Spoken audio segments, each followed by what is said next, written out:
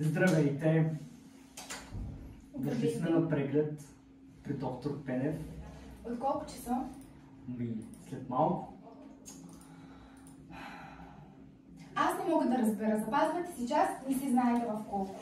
Изчакайте, седнете там. Има определен. Ама госпожо, какво е това отношение? Изчакайте!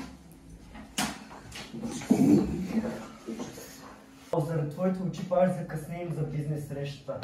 Но човек какво направя? То не зависи от мене. Тихо! Доктора има пациент. Ето, вземете. Ти знаеш аз кой съм? Няма значение кой сте. Ще разбереш. Те не останеш без работа.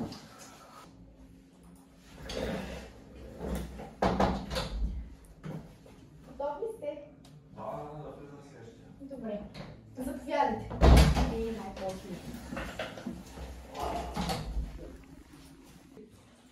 Добър ден.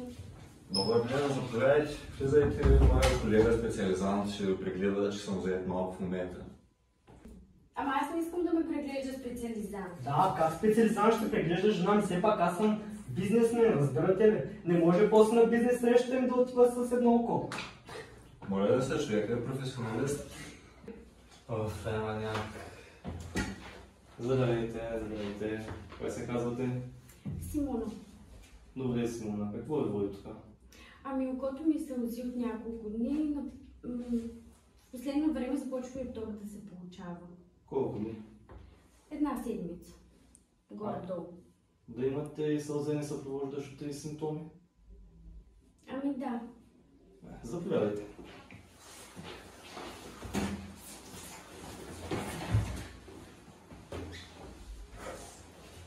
Да станете там. Ама да не ми извадите очите с това.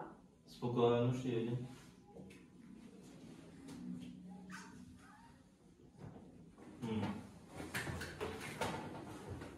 По мое заключение, спукана вена амбулатис. Докторе, какво означава това? Така като ви гледам, това не е спукана вена. Това очевидно е дакрилоцистит, колега. Ай по-бързо, че бързам за бизнес срещата си. Дакрилоцистит? Ами знаеш трябва да я оперираме. Това операция? Как ще му оперирате? Другата седмица сме на сватба. С лепенката ли Да, с тая лепенка ли ще ходи на окото после след тази операция? Какво е това нещо? На снимките с лепенка. Има някаква грешка, докторе. Моля ви се, няма да никаква операция, няма нужда от операция за момента. Един топъл компрес на окото, малко антибиотици ще ви изпишем и в скоро време няма да ви се налага да правите операция. Добре, успокоихте ме. Благодаря ви, докторе. За нищо. Благодаря. А на вас не ви благодаря. За съжаление, не винаги консервативното лечение дава необходимите резултати и когато това не се случи, е наложително да се прибегне към оперативна интервенция, наречена дакрилоцисториностомия. Целта на тази оперативна интервенция е да усвои дренаж на сълзите директно от сълзата турбичка към носната околина.